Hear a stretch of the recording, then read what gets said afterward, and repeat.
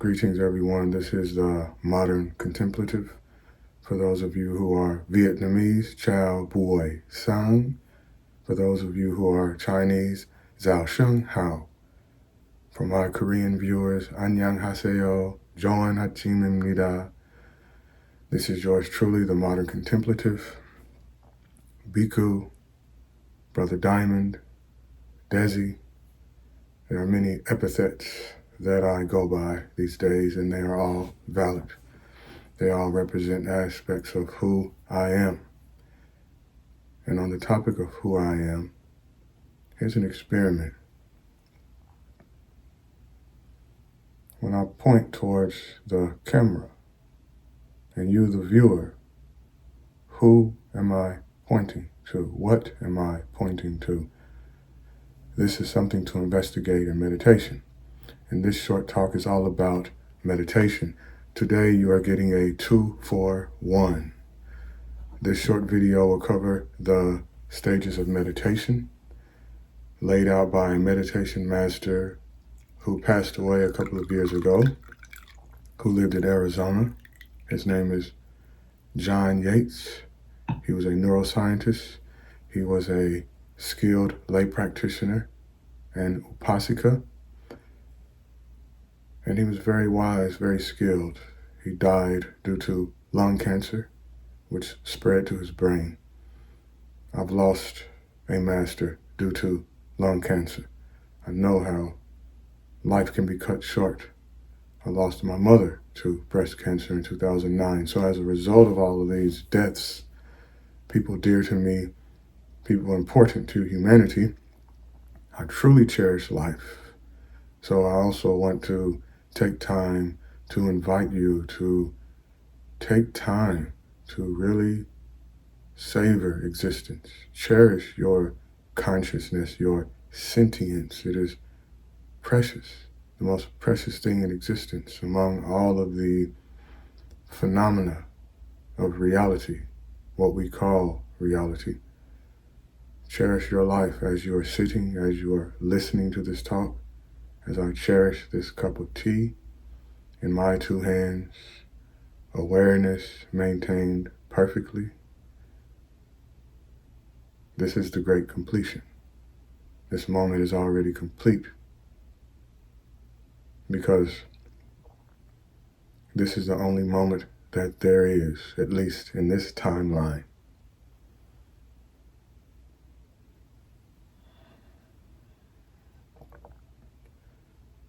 So I will cover the stages of meditation laid out by John Yates, aka Chuladasa. And in another video, I will talk about how to leverage AI to imbue your life with more meaning and significance, to enhance your learning ability, to increase your memory by offloading it in a skillful way to an LLM and becoming more happy, more joyful, being excited to learn, expanding your mindset, your consciousness, transcending your limitations, improving your weaknesses, strengthening your overall mindset, increasing your intelligence, enhancing your intellectual abilities. We live in an age, this age of AI, as I call it, which is a very unique age. Speaking from the point of view of the hypothetical future, humans will look back at this timeline and they will rightly acknowledge how crucial it is, because we could accelerate our demise or create a utopia for humanity and all other sentient beings. One way to do that is optimizing your mind through meditation. I was telling a friend yesterday that optimizing the mind is analogous to fine-tuning a model. Everything I talk about is connected. You'll see that through my talks. Through AI, we are learning about human intelligence, metrics of intelligence, reasoning, creativity, logic, and so on. emotional intelligence, interpersonal abilities, social skills, etc. We are learning about these things more profoundly by interacting with greater, bigger, sophisticated, large language models and smaller models that are being fine-tuned. They've been trained on millions of bits of data, just as our brains have been and are being trained on information coming via the sensory modalities. Our minds are multimodal. So when you hear multimodality, they're talking about processes analogous to the human mind brain and how it learns and how it operates in the world. So training the mind, optimizing the mind through meditation via the stages we are about to cover. I'm looking at my notes via GPT 4.0, the newest model. And this has been trained on data. One model has been trained on voices, images, and text. In meditation, you train your mind, but you do it in a different way. So the LLMs are being trained to be optimized, and meditation allows us to optimize our minds. I'm simplifying very complicated processes, but I want you to be able to understand the most important things you need to understand now. Your own mind and this unraveling of AI. And eventually you will see how important the two are, and we ought to fine-tune models and our minds simultaneously. Now that I've told you about the next video, in the next few minutes I will cover and summarize the stages of meditation. So first, there's establishing a practice. Focus on forming a consistent meditation habit. Sit daily or walk daily or lie down and meditate in the yoga nidra posture.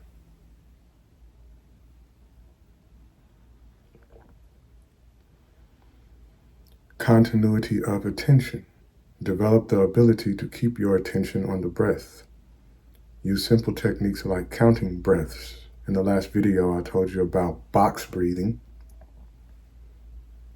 Inhaling for 4 or 5 seconds, holding the breath for 4 or 5 seconds, exhaling for 4 or 5 seconds, holding the breath for 4 or 5 seconds. That's box breathing. Then there's the Wim Hof method, where you hyperventilate consciously and hold your breath, known as the retention phase, and then you exhale and do that again. And that is called a cycle of the Wim Hof breathing method. There's also coherent breathing or coherency respiration, and that's syncing your inhalation with the exhalation. So for however many seconds you inhale, you exhale for the same amount of seconds, 5.5. 5 to 6 seconds is considered the perfect breath. And if you want to know about that, you need to read the book Breath by James Nestor. So step 1, establishing a practice. Step 2, continuity of attention. 3, extended attention and overcoming distractions. Maintain focus for longer periods and learn to recognize and overcome distractions. Label distractions and gently return to the breath, like I'm doing right now.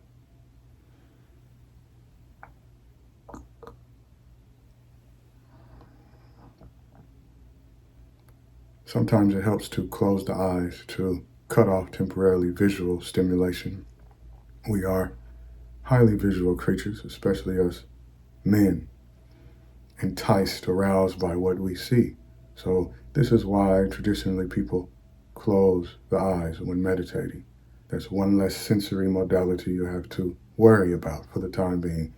Of course, there's still tactile awareness, proprioception, kinesthesia, being aware of the posture of the body and physiological processes and so on. So there's still a lot going on.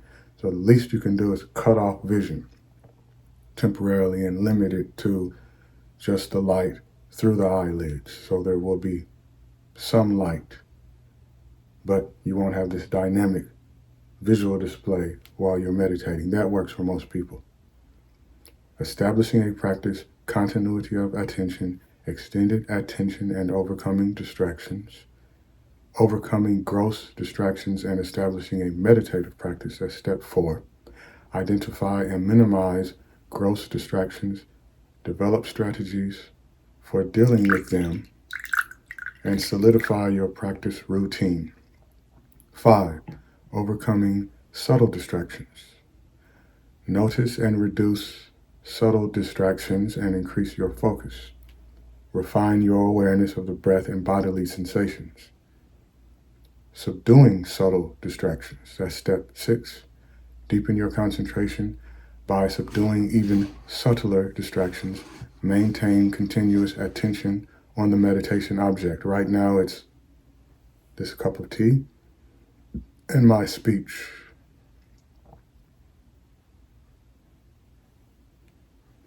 7. Exclusive attention to the meditation object. Achieve uninterrupted attention to the breath. Subtler distractions are rare and short-lived. Most people will not make it to step or stage 6 or 7, but I'll go through them anyway, and I'll go all the way through the 10th stage. And if you have any questions, leave a comment. Make sure to subscribe to this channel. If you have any questions, leave them in the comment section. Make sure to subscribe to this channel. The information I give you is actionable. It is very important. None of this is theoretical. Everything I'm saying you can verify for yourself. So that was 7. Exclusive attention to the meditation object. Achieve uninterrupted attention to the breath. Subtler distractions are rare and short-lived. That's 7. 8. Mental pliancy and pacifying the senses. Develop mental pliancy, ease, and flexibility in mind, and calm the senses. Enjoy a more profound and serene meditation experience. Step number 9. Meditation. Mental and physical pliancy. Achieve both mental and physical pliancy, agility, flexibility, experiencing deep tranquility and joy. Step 10. Tranquility and equanimity. Attain profound tranquility and equanimity. The mind becomes effortlessly stable with fewer distractions and disturbances. So to recap, step 1 or stage 1, establishing a practice. I hope you've already done that. 2, continuity of attention. 3, extended attention and overcoming distractions. 4, overcoming gross distractions and establishing a meditative practice. 5, overcoming subtle distractions. 6, subduing subtle distractions. 7, exclusive attention to the meditation object. 8, mental pliancy and pacifying the senses. 9, mental and physical pliancy. 10, tranquility and equanimity. If you have any questions, and I'm sure you do, don't be shy. Leave a comment. I'll leave a link to my Substack profile. You can direct message me, DM me there. And I want this to be interactive. I know this information is overwhelming. A lot of people aren't teaching like this, but this is what I've dedicated my life to do. I've added generative AI because it has allowed me to enhance, augment my intelligence, to compress the learning curve. I can talk about all of these things. I've cut 6 months worth of education into 1 month. And I can tell you about that and show you proof of that. Something I'm doing now with Google. If you have any questions, I can't stress this enough. Leave a comment, reach out to me on Substack, DM me, yours truly, Modern Contemplative. May you be happy, may you be peaceful, may you be successful in your noble endeavors in life. Love supreme. To the next episode.